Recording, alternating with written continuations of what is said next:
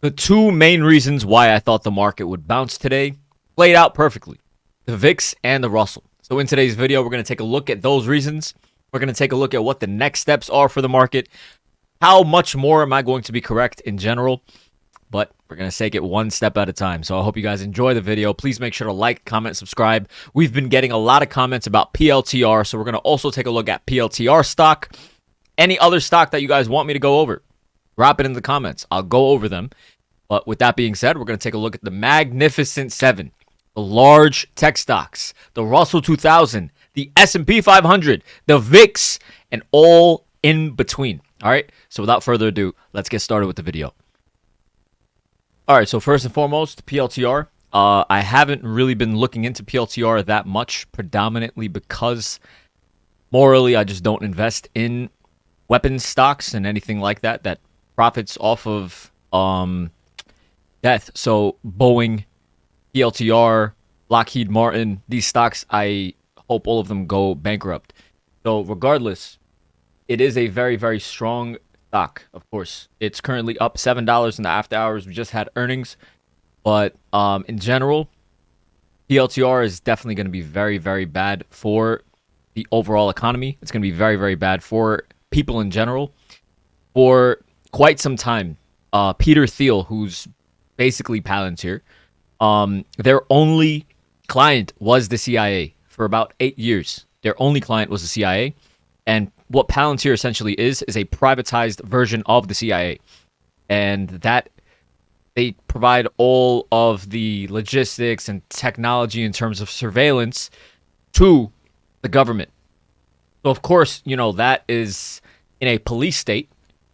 That's a really good idea because people want control of people. The government wants control of people.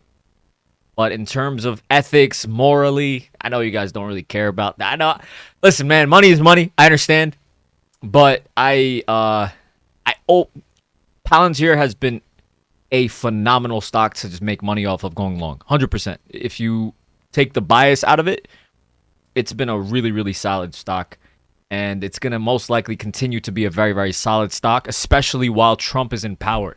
So the other thing that I will say is that during Trump's presidency, the Republicans that are supporting him are the majority Zionists. So Peter Thiel, a lot of the long-term Democrats that were also long-term Democrats, liberals, they all switched over and became Republicans recently. So Palantir is going to continue getting a lot of love, most likely as long as Trump remains in power. Once the midterm elections occur, the midterm elections are going to be a most likely devastating loss for the Republicans. And in that regard, the Democrats might try to impeach Trump. So that might cause a bit of a scare for Palantir. Another thing that also might cause a bit of a scare for Palantir specifically, because you have to look at it in terms of how much more room there is for war in the overall broad spectrum of the world. What is currently happening in terms of Israel and Palestine is that in September, France and Britain are both threatening the Israeli government, saying that if you guys do not stop the attacks and stop the violence that you guys are doing on the Palestinians, the French and the UK government are saying that they're going to recognize Palestine as a state. Now that is unprecedented. That's actually never happened in history. So for them to say something like that is premium underscore unusual whales, but said cop. So with that being said, regardless, in September, there may be a bit of a scare for Palantir, for Boeing, for Lockheed Martin, LMT. These stocks might not do as well because of the fact that Britain and France are going to they're basically threatening the Israeli government to recognize Palestine as a state. Once they recognize Palestine as a state, it's going to force Israel to stop the violence. If they stop the violence, Palantir, Boeing, Lockheed Martin are not going to make as much money. Then that would start to devastate the stock a bit. Now, recently, obviously, regardless of how many pullbacks we've seen in the market, these stocks have been a safe haven. They've been outperforming. They've been very, very good. But once this conflict comes to a stop, the fact that the British government and the French government are so vehemently willing to speak out against these Israelis is not great for this stock, and it's something to take into consideration in terms of now entering. So if you're trying to now enter since April, right? If you're looking at the performance of the stock since April 7th, when we went long on the market, right? Palantir is up 121%. If we include the after hours, it's up 126% already in the past 4 months. You don't want to start going long on a stock when you're already up 126%. Now, there's no guarantee that it'll just stop going higher. It can definitely continue going higher, but this is not the time where I wouldn't feel comfortable really going long Palantir if if I didn't really care too much about anything else. If I just want to make money, regardless, right now would not be a good time to go long Palantir. I would rather wait for a dip in September. That's what I'm mostly looking for. And that's currently what I'm thinking about on Palantir. If you guys are enjoying this, please make sure to like, comment, subscribe. Any other stocks that you guys want me to go over specifically, definitely let me know. And yeah, there's Palantir. Let's go on with the rest of the video. We'll take a look at the SP 500, the NASDAQ, and the Russell. And before we go with the rest of the video, I want to shout out Steven Peterson. Thank you so much for the $10. Really, really appreciate it. Awesome. Thank you for the support. And yeah, man, what I do. So I hope I made you money, and I hope I'm glad. Gonna use this for coffee. Appreciate it. Have an amazing rest of your day, Steven. Let's get started with the rest of the video. Hopefully, I can make you more than $10 in this video. All right. First and foremost, we're gonna take a look at the large tech stocks, starting with Apple. So yesterday, I was explaining how going long on Apple, 198 to 200 level is a really, really solid level of support. We could see that we're very far overextended to the downside in terms of the Bollinger Band, which denotes overextension to the downside. When something is this overextended to the downside like this, chances are we do end up getting a bit of a bounce or a stagnation, both of which are bullish. They're not as bearish, right? So when something is this overextended to the downside, chances are buyers are going to start stepping in. All right. So that is what I'm expecting on Apple. So first and foremost, pragmatically, that's what's going on Apple. All right. NVDA. All right. Chips, AI related stocks got a lot of love. They were the top performers today. So NVIDIA did very, very well. A big reason is because AMD is reporting earnings tomorrow. So both of these are moving in unison, of course. So as AMD is going to have earnings tomorrow, NVIDIA and AMD should be bullish heading into tomorrow's close when AMD has earnings. Now, with that being said, if NVIDIA and AMD continue to be bullish, that should lift the tech stocks a bit higher as well. That's essentially what I'm expecting to occur on NVIDIA. And then when you look at the chart of AMD, AMD had a solid 3% gain today as well. 178 is acting as resistance, but tomorrow should be a continuation to the upside, just purely based off of the earnings run-up that occurs in a stock prior to their earnings release date. So that is what's going on with NVIDIA and AMD. Tesla got a lot of love. We held the $300 level on Tesla. We held 298 on Tesla. Obviously, we're holding resistance here at 315, 320. A break back above 323 on Tesla is going to be much more bullish. And that's essentially going to be, you could see here, this is where a lot of resistance converges between this 320 to 323 area. Now, a break above that is going to be pretty bullish, and it's going to lead to new highs, essentially. If we could break above 325, 340, 350, and then eventually 400 is going to be right around the corner, in my opinion, on Tesla. This whole situation right now that we're seeing right now on Tesla, very, very bullish. And it's just a matter of getting into a long-term position and not get chopped around on every small uptick or downtick in the stock price. The main level that we need to break back above on Tesla for a solid bullish move is 323, 325. So Amazon is actually it's the only tech stock that was very, very underperforming today. It's the only one that was red. So it's down 1.4%. Also continuing to make new lows, trading outside of the lower level of the Bollinger Bands here. Clearly showing overextensions to the downside, but momentum is starting to pile in on Amazon. If we remain below 215 on Amazon, this can continue falling lower. And that's going to be pretty devastating. We're going to have to see how much lower. For now, below 215, it can end up seeing 208. At 208, this is going to be a very major level of support for Amazon, in my opinion. This 208 level. Below that, then we could easily see 200 to 195, in my opinion. And that's essentially what my thought process is on Amazon. Similar situation, similar setup as Apple. But Amazon is showing this much weakness purely because of their earnings report that came out a few days ago. Apple is showing this weakness due to a technical sell-off and technical news, not because of earnings. So that is essentially what is going on Amazon. Microsoft continuing to be a leader in this market as NVIDIA and AMD showed strength. Microsoft, another AI-related company, ChatGPT, right? All of these stocks in general are going to be very, very bullish for the long term. And that is currently what we're seeing. We're seeing Microsoft just like a freight train, just continuing to rise, making new highs. No solid dip at all. Held the 520 level. Gapped up. Now we're at 537. So Microsoft is doing very, very well.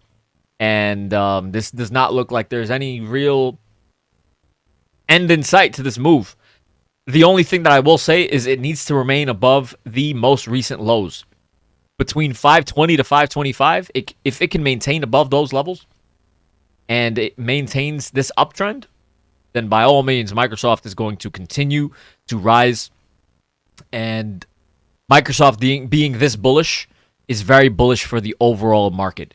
If Microsoft starts to show cracks, then that's going to be a very big precursor in weakness in the overall market. Because we're already seeing Apple make new lows. We're seeing Amazon make new lows.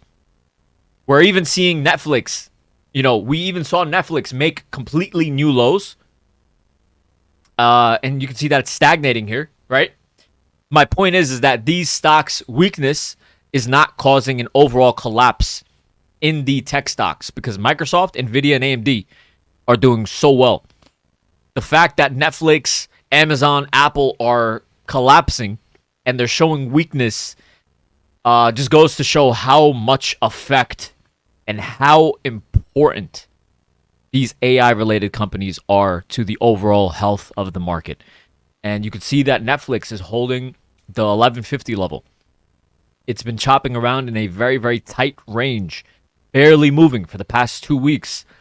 And it's going to continue doing that until it could either break above 1200 or if it breaks below 1150. We're trading within a tight range. We're going to continue trading in the tight range unless one of those price points breaks to the upside or the downside. Meta is another monster. Meta also started to get a lot of love as Zuckerberg became friends with Trump. And whereas, Zuckerberg was completely anti-Trump in 2020, Zuckerberg became very, very close friends with Trump heading into 2024. And this specifically really, really caused Meta to bounce very aggressively. And the entire persona that Zuckerberg is now trying to portray to people on the outside, where he's now, trying to be a fighter, he's trying to show personality where he doesn't want to seem like a nerd loser. He's trying to show some sort of social awareness and likability to people so that people will feel comfortable using his platform and everything. Similar to what Musk is doing. Musk is trying to seem like a very normal person. Oh, look at me. Oh, I play video games. Oh, look. Oh, hey, guys. Da, da, da. But in the background, they are funding hundreds of billions of dollars into their AI-related companies to track and understand our data, to train AI models, and basically train those AI models on pattern recognition of what the masses are essentially doing. And these same companies have contracts with Palantir, have contracts with the CIA and the government in general to all, track this data and train people on this data. And it's eventually turning into a thing where they're going to start to predict models of whether or not what makes people violent, what doesn't make people violent. And that is another thing that, is interesting. So regardless, Meta is showing a lot of strength. Meta is making new highs. We just had earnings on Meta as well. The earnings skyrocketed Meta, and now we're retesting the earnings price that essentially happened. So Meta is showing a lot of love. Netflix, Amazon, Apple are not. And Meta is going to continue getting a lot of love. I can see Meta hitting 1,000 within this next 6 months. Meta can definitely see 1,000. 6 months to a year, I wouldn't be surprised if Meta sees above 1,000. We're at 777 right now. Meta has been a solid stock for many, many reasons. WhatsApp is doing very well. Instagram is doing very well. The amount of data that Meta has on the older demographic using Facebook, solid. And I think that these pivots that Zuckerberg is making in terms of the business model for Meta is very, very good.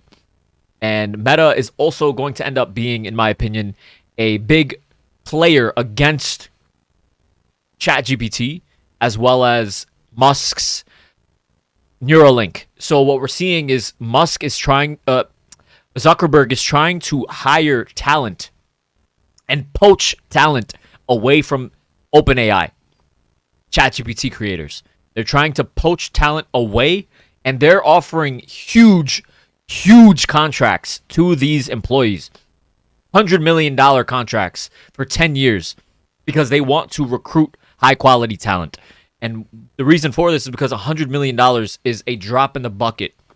$100 million over the course of 10 years, even 5 years, is a drop in the bucket compared to the upside potential that these companies have using AI.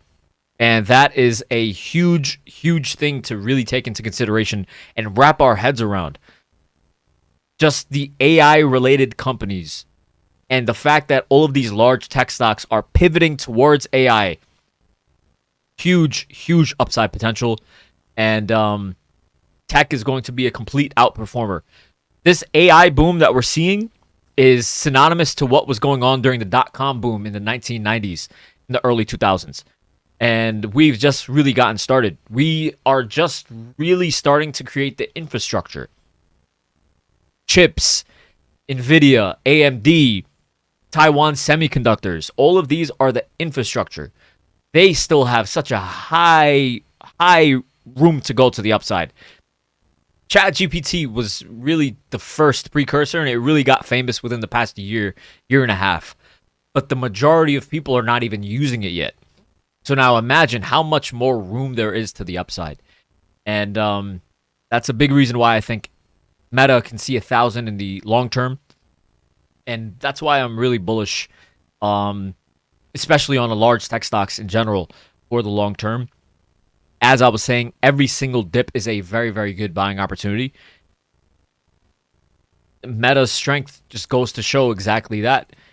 The fact that Zuckerberg is trying to pivot, show some more social awareness, trying to show some likability to the average person is synonymous to what Musk is doing because Musk is creating Neuralink. Neuralink is essentially, he's trying to influence people to put chips in their brain. People will not feel comfortable to put chips in their brain unless they trust the person. So what is the easiest way to create trust with someone is to make them look stupider than you. And to make them feel stupider, to make someone look stupider, or to make them trust you in terms of relatability. So, oh, wow, yeah, I like sports. Wow, I like video games. Oh, I like this. Oh, I like that. Musk grew up, his family grew up in an emerald mine. His family owns emerald mines in South Africa, all across Africa. What he's doing with the Congo is not relatable, but they're trying to show an image for the sake of their companies to create some sort of likability.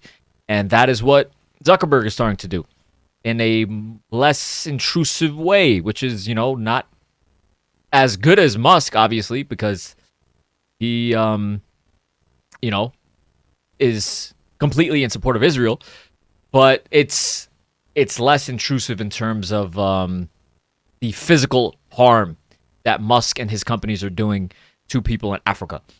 Now, that's just something to take into consideration. You can make your money off of these things, but just understand that these people scam, right? In our day-to-day lives. People scam, people rob over a couple thousand, 10,000, 20,000 people scam over that. Imagine when these are trillion-dollar companies. They are influencing the infrastructure of countries around the world. Imagine on that broad of a spectrum. Of course, you're going to, do everything you can. Meta, I've also been tracking this. I shared it with people in the group. Whenever Meta has some sort of bad press, almost instantly, they release good press that has nothing to do with the bad press because they want to maintain their image. Of course, you would do that. You want to maintain your image when there's hundreds of billions, trillions of dollars at stake. So just be aware of that. Do not really get influenced to an extent where you start to trust these people. And that's essentially what my thought process is with these large companies. But in general, these stocks are going to continue doing well because the majority of people are just not privy to this. And even if they do know these things, there isn't that much that can really be done at this point in terms of monopolization or fighting against the monopoly that these companies have. So, yeah, Meta should definitely increase another 20%, 25% within the next year, in my opinion. Meta is definitely going to, if there was one out of a lot of these stocks, Meta would definitely be in the top two, in my opinion. All right, so this is Google. All right, so Google is also doing very, very well. Another 3% gain. It is holding the 193 area. We're going to break above 199 most likely and then see above 200. We've been bullish on Google for quite some time in the 170s. But as we touch this level of resistance, Google started to chop around. So now we're going to have to see if Google is going to continue chopping around. A break above 200, 201 is going to send Google flying 215. In general, all of these large tech stocks are very, very bullish. Every single dip is a buying opportunity in these stocks. Regardless of whether I'm bearish in the short term, in 1 week or two, I'm holding on to puts. Every single dip is a buying opportunity for 6 to 12 months out. If you buy into calls at any point for 12 months out, it could be over here. We could be at 205 on Google. 12 months out, all of these are going to end up being solid trades, in my opinion. Okay? So that's another thing with Google. All right, guys? All right, so the Russell 2000 was a big reason why I was going to be bullish on the market. As you can see today, the Russell was the largest winner. It was the outperformer of the three large indexes. Out of the SP 500, the NASDAQ, and the Russell was the biggest winner. The reason for that is because the Russell was the most overextended to the downside. In terms of the Bollinger Band, When you're this far overextended to the downside, it leads to a bounce, most likely, especially in these indices. So we got a solid bounce. This bounce permeated into the SP 500, and the overall market in general started to bounce also. So with that being said, guys, things are starting to get a bit frisky. Things are starting to get a bit interesting now that such a big move to the upside already happened. The Russell is holding above the 50% fib at 222. And now we're approaching the 618% fib at 2240. These are two major levels of resistance. This is a very important zone. This zone is essentially going to be a important pivotal moment for the overall market. Is this going to hold as resistance? Is this going to be a good opportunity for people to re-enter shorts? Or is this going to hold as support and start making new highs? At this point, taking a new trade is a bit riskier. But, you know, this is just clear-cut strength. Generally, if this 38.2% fib holds on the Russell at 2,200, we do continue rising. All right, so this 2,200 level on the Russell is very, very important. If it holds, then we should continue on higher. There's a lot of buyers. There's a lot of strength in the financial industry. There's a lot of buyers in materials, in consumer products as well. All of these are Russell-related names. So this is very bullish for the Russell in general. So now with Bitcoin, what's interesting on Bitcoin is that we are extremely, it's not looking too great in terms of the strength that we're seeing on Bitcoin compared to the strength that we have been seeing on the Russell or the other large tech stocks. So Bitcoin is not doing as well. So we need to see a break above 116. We need to see if it can break back above 116. Then we can end up seeing 118 to 120. But similar situation over the weekend. Bitcoin was very far overextended to the downside. Almost the exact same setup as the Russell. They move in unison. Bitcoin is a financial asset at this point. The Russell 2000 houses banks and financial companies in the index. Many regional banks, large banks are in the Russell 2000. And Bitcoin, similar to the Russell, was very far overextended to the downside. We got a bounce. This bounce was a precursor in what I thought would end up happening in the Russell. That's exactly what ended up happening.